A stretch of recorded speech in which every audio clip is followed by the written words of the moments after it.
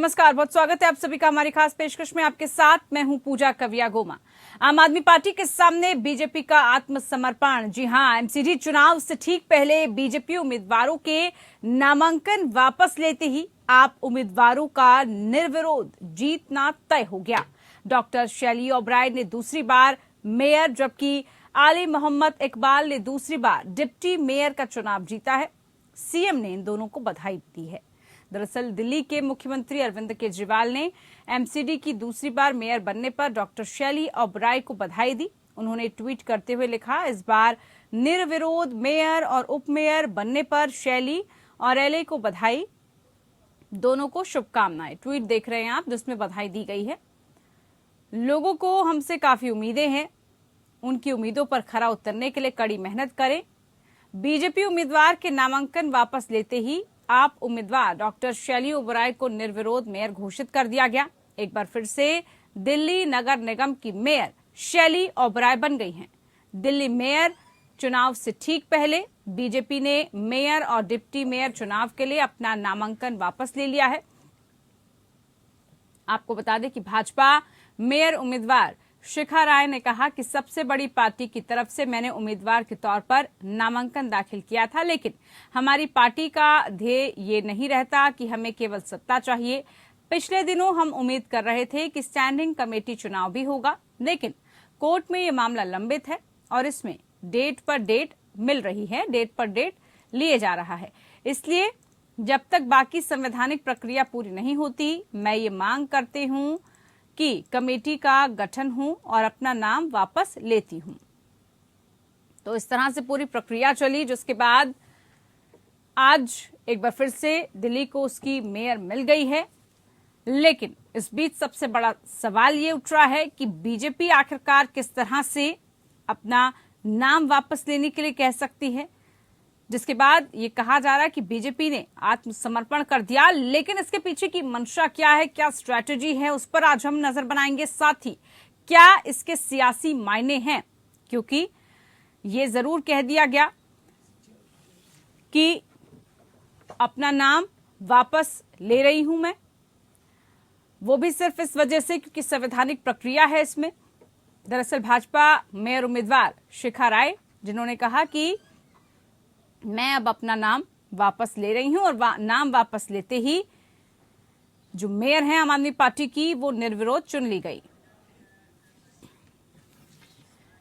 तो आज इसी को लेकर चर्चा, और साथ ही साथ आम आदमी पार्टी आखिरकार जिस तरह से पहले सवाल उठा रही थी कि बीजेपी इस पर राजनीति कर रही है, उम्मीदवार नहीं उतारने दे रही, ना ही मेयर को चुनने दे रही है, लेकिन अब सारी स्थितियां साफ हो चुकी है। और इसी को लेकर आज हमारी खास चर्चा, खास मेहमान हमारे साथ जुड़ चुके हैं। संदीप दुबे जी हमारे साथ, बीजेपी नेता जुड़े हैं, बहुत स्वागत है कार्यक्रम में आपका। रमेश श्रीवास्तव जी हमारे साथ, आम आदमी पार्टी प्रवक्ता जुड़े हैं, आपका भी बहुत स्वागत है। सबसे पहले तो रमेश श्रीवास्तव जी, बहुत बहुत शुभकामनाएं, मुबारकबाद आपको। निर्विरोध चुनाव, निर्विरोध चुन लिया गया है मेयर। क्या लग रहा है इस वक्त, किस तरह से इसको राजनीतिक एंगल देंगे, क्योंकि पहले तो बीजेपी पर तमाम आरोप, लेकिन अब तो निर्विरोध चुनाव हो गया। इस पे राजनीतिक रंग देने का प्रयास हमने कभी किया ही नहीं है। हमें अपनी जिम्मेदारियों का एहसास था। हमने तो हमेशा कहा कि 7 दिसंबर 2022 को भी जब दिल्ली की जनता ने हमारे पक्ष में जनादेश दे दिया, तो फिर हमें अपना मेयर बनाने दिया जाए। लेकिन वो तो भारतीय जनता पार्टी थी ना कि पहले एल्डर मैन की अपॉइंटमेंट एलजी साहब ने सीधा कर दिया, उसके बाद से फिर अपना मेयर उतार करके नहीं जी, चाहे कुछ भी हो जाए। आप उस वक्त के भाजपा के प्रवक्ताओं के बयान याद करें, उन्होंने कहा चाहे कुछ भी हो जाए मेयर तो हमारा बनेगा।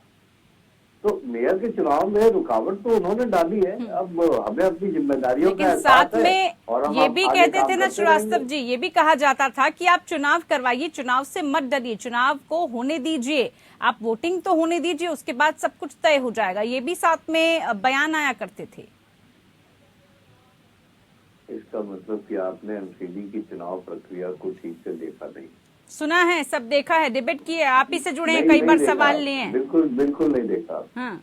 आप याद करें कि इसके पहले जब शैली ओबराय का चुनाव हुआ था, तो उस समय जो पीठाधीन अधिकारी की नियुक्ति थी, वो एलजी साहब ने जिसको किया था वो थी भारतीय जनता पार्टी की तरफ। चलिए, अब तो निर्विरोध चुन लिया गया ना। हमें नहीं, पहले आप सुन ले, आपने सवाल उठाया तो सुन ले। तो पहले जब भी चुनाव होते थे, चुनाव स्थगन की घोषणा वो पीठासीन अधिकारी कर देती थी, वो हमारे हाथ में था ही नहीं।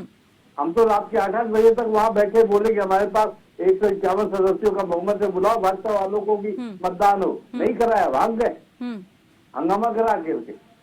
तो हम तो हमेशा कहते रहे, हम क्यों चुनाव से भागेंगे भाई, हमारे पास बहुमत है, लोकतंत्र का जनादेश है, हम क्यों भागेंगे। भागने का काम, रुकावटें डालने का काम भाजपा ने किया है। और दुख की बात यह है कि इसमें इन्हें उच्च पदों पर बैठे व्यक्तियों का भी सहारा और समर्थन मिला है। अब हम ये कहना चाहते हैं कि दिल्ली की जनता के प्रति हमें हमारी जिम्मेदारियों का निर्वाह आराम से करने दिया जाए। चलिए ठीक है, निर्वहन करने दिया जाए। जो जिम्मेदारियां दिल्ली की जनता ने इनको दी हैं, अब इस पर रुकावट ना पैदा की जाए। और वो जो रुकावट है संदीप दुबे जी, वो बीजेपी पर आरोप की वही पैदा करती है। लेकिन सबसे पहले मेयर चुनाव को लेकर क्या यथास्थिति बनी, किस तरह से आपने ये तय किया? उम्मीदवार शिखा राय का एक अपना नामांकन वापस ले लेती है, किस तरह से और क्यों? देखिए पूजा जी, सबसे महत्वपूर्ण बात है, दो बातें बहुत इम्पोर्टेंट है। स्टैंडिंग कमेटी का भी चुनाव होना था और जो शायद नहीं हो पाया, और जो मेयर का चुनाव था। तो जब संविधान विरोधी कोई काम होगा और सत्ता में रहने के बाद आपको अगर मेयर का पद पे चुनाव हो रहा है, तो इस तरह की परिस्थितियां उत्पन्न हो जाती है। तो अच्छा है कि जहां धांधली हो, जहां असत्य का राज हो, जहां झूठ बोला जा रहा हो, परोसा जा रहा हो, उस जगह से दूर रहा जाए। शिखा जी का ये कदम काफी सराहनीय कदम है और मैं मानता हूं कि एक नेता होने की वजह से सदन में अपनी बात जिस तरह से रखनी चाहिए थी, भारतीय जनता पार्टी को जिस तरह से अपना विरोध प्रदर्शित करना था, उन्होंने किया। दो बातें मैं पूछना चाहता हूँ रमेश जी से कि कूड़े के पहाड़ के ढेर को खत्म करने के लिए आपने हमेशा कहा, बताएंगे कि क्या हुआ कूड़े का पहाड़ का? दिल्ली में जो कूड़े के पहाड़ है उस पर कोई कुछ हुआ या नहीं हुआ? अभी एक लंबे अंतराल तक आपकी मेयर रही हैं दिल्ली के अंदर, उनको जिम्मेदारी थी, तो एमसीडी ने क्या वो जिम्मेदारी अभी निभाई है या नहीं निभाई? अभी तो इतना लंबा समय नहीं हुआ। देखिए, ये अभी इतना लंबा समय नहीं हुआ। मेयर बनने में ही कितनी जद्दोजहद करनी पड़ी, किस तरह से कितनी बार चुनाव होने नहीं दिया गया, कितना शोरगुल हुआ, कितना हंगामा, लड़ाई झगड़े तक देखे गए।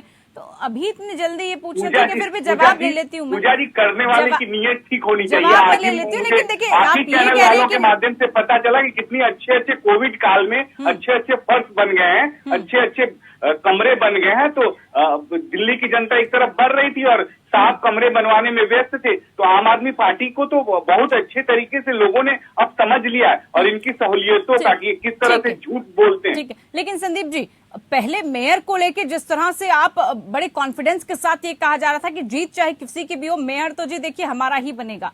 हालांकि अब वो बात तय हो गई है, वो स्पष्ट हो गई है। और ये भी मैंने पहले भी कहा था इसी डिबेट में कि ये भी कहा जा रहा था प्रतिक्रियाओं में, बयानों में, बीजेपी की तरफ से चुनाव होने दीजिए। अब चुनाव हो गए हैं, निर्विरोध चुनाव जीत भी गए हैं। लेकिन क्या आपको लग रहा है इस जीत के साथ ही जो एलिगेशन बीजेपी पर लगता है कि काम नहीं करने दे रही है, अब तो सारी सत्ता आम आदमी पार्टी के हाथ में है, आपको लग रहा है कि अब कोई भी वजह है नाकाम करने की?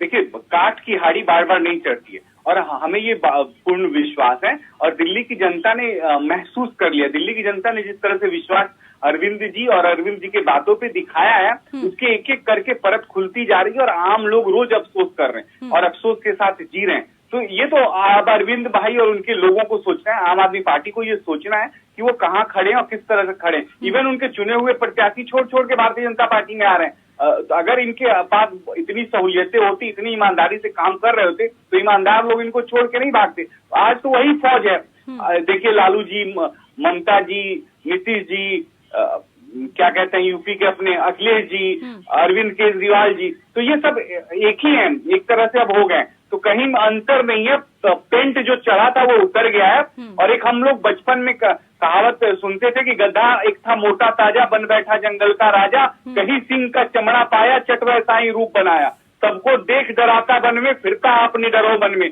और जब पता चल गया कि नहीं ये सिंह नहीं है, सिंह के रूप में कोई गधा है, तो उसकी बहुत दुर्दशा हुई थी। तो आज जो ये राजनीतिक दल है दिल्ली के अंदर, आम आदमी पार्टी, ऐसा करके वो सहूलियतें और लोगों के साथ जो झूठे वादे किए, छल किए, अब जनता के सामने वो आ चुका है। तो इनको पता है कि छलियारे क्या होना है जनता अगली बार तो इनको कोई मैंडेट देने को तैयार चलिए नहीं ठीक है। है, बीजेपी ने सरेंडर कर दिया, इसलिए कहा जा रहा है आत्मसमर्पण हो गया, निर्विरोध चुनाव हो गया है। लेकिन रमेश श्रीवास्तव जी, अब क्योंकि मौका है आपके पास, अब तमाम जो आपको शक्तियां चाहिए थी, जो अधिकार चाहिए थे, वो हैं अब आपके पास। अब तो किसी तरह का आरोप नहीं, अब तो काम वैसे ही किया जाएगा जैसे आपको करना चाहिए। जी हाँ, बिल्कुल। बस जो दिल्ली में एलजी साहब का ऑफिस है उसका सदुपयोग होना चाहिए, उसका दुरुपयोग नहीं होना चाहिए। अभी देखें, इसी दिल्ली के एमसीडी में एल्डरमैन वाला मामला लंबित है, जो कि बिना दिल्ली सरकार की संस्तुति के 10 लोगों की नियुक्ति कर दी गई। वही मामला कोर्ट में है। जो स्टैंडिंग कमेटी का मामला उठाया जा रहा है वो इसीलिए कोर्ट में है। आप उन 10 लोगों की नियुक्तियों को भी, जो दिल्ली सरकार के संवैधानिक अधिकार है उसके अनुसार उनको अपॉइंटमेंट होने दीजिए, सारे चुनाव हो जाएंगे। और जहाँ तक कामों की बात है, मैंने पहले ही कहा है, हमें अपनी जिम्मेदारियों का एहसास है। इतने ही दिनों में आप देखें, एमसीडी के स्कूलों को पहले से बेहतर बनाने के लिए हम लोगों ने फंड भी जारी कर दिया और उनकी योजनाएं बनानी भी शुरू कर दी।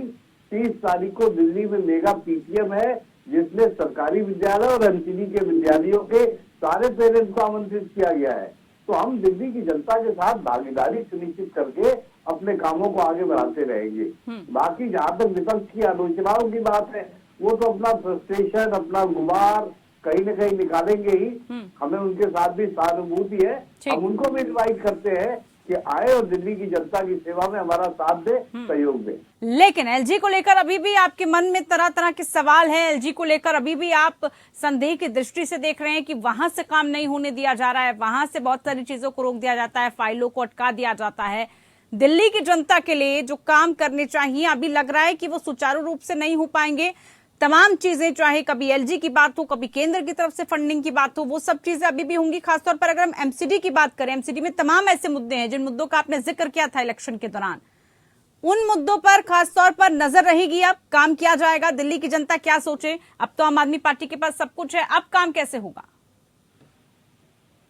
अभी हमारे बीजेपी के मित्र ने कूड़े के पहाड़ों का जिक्र किया। आप देखें कि उससे अल्टरनेट बिजली संयंत्र बनाने का काम हो, उनकी ऊंचाई कम करने का काम हो, हमने टाइम बाउंड तरीके की प्लानिंग की हुई है कि इस समय तक हम ये करेंगे, इस समय तक हम ये करेंगे। स्कूलों की जहां तक बात है, स्कूलों की सुधार के लिए कार्यक्रम बनाया जा चुका है और टाइम बाउंड तरीके से वो दिल्ली की जनता के सामने रखे जाएंगे। जहां तक एलजी साहब की बात है, एलजी साहब से भी हमारा ये कहना है कि इधर पीछे उन्होंने हमारे किए गए कामों का फोटो खिंचा करके क्रेडिट बहुत लिया। तो हमारा ये कहना है कि ठीक है साहब, फोटो आप खिंचाइए, लेकिन काम तो हमें करने दीजिए ना, क्योंकि काम हम करेंगे तभी आप फोटो खिंचा पाएंगे। तो अगर सभी संवैधानिक संस्थाएं मिलजुल करके काम करें, विपक्ष के आलोचना करने के अधिकार का हम सम्मान करते हैं। आप याद करें कि 2013 में 2015 में जब हमारी सरकार बनी थी, भाजपा के सिर्फ 3 लोग जीत करके आए थे, फिर भी हमने विजेंद्र गुप्ता जी को लीडर ऑफ अपोजिशन का मान्यता प्राप्त दर्जा दिया। तो विपक्ष के लिए हमारे मन में हमेशा सम्मान है, उनकी आलोचनाओं का सम्मान करते, क्योंकि वो हमारे लिए रास्ता दिखाने का काम करती है। परंतु जब जनता के विकास का काम है, जनता के समर्थन का काम है, तो फिर दोनों लोगों को मिलकर के एक दूसरे के साथ काम करना चाहिए। और इसमें एलजी साहब के सहयोग और समर्थन की भी हम अपेक्षा करते, क्योंकि देखिए कोई गैर कानूनी काम तो हम कर नहीं रहे, जनता का पैसा जनता के लिए लगा रहे हैं, तो इसमें किसी को ऐसी कोई आपत्ति होनी भी नहीं चाहिए। चलिए संदीप दुबे जी,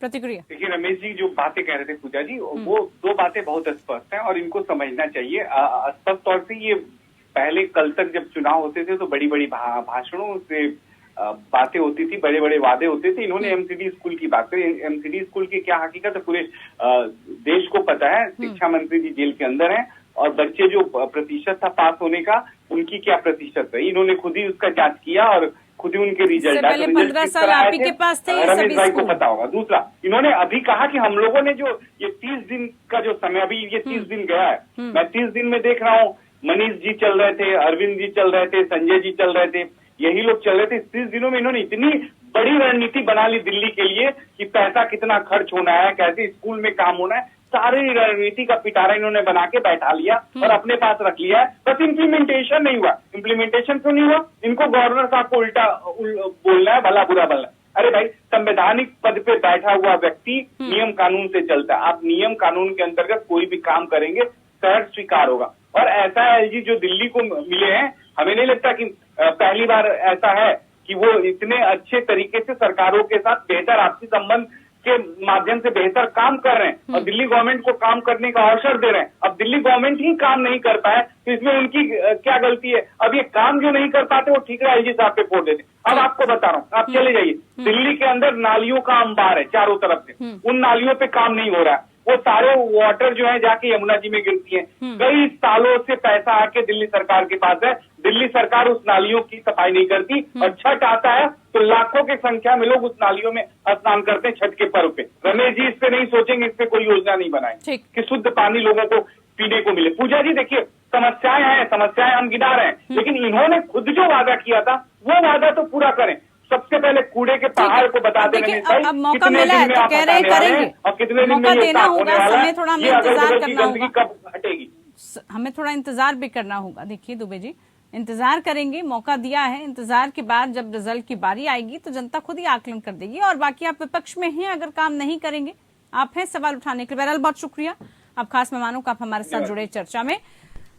तो अब क्या दिल्ली में मेयर के साथ, उप मेयर के साथ जो विकास की गति होनी चाहिए, जो आम आदमी पार्टी दावे कर रही थी, वो कर पाएगी, ये देखना होगा। फिलहाल के लिए खास पेशकश में इतना ही। नमस्कार।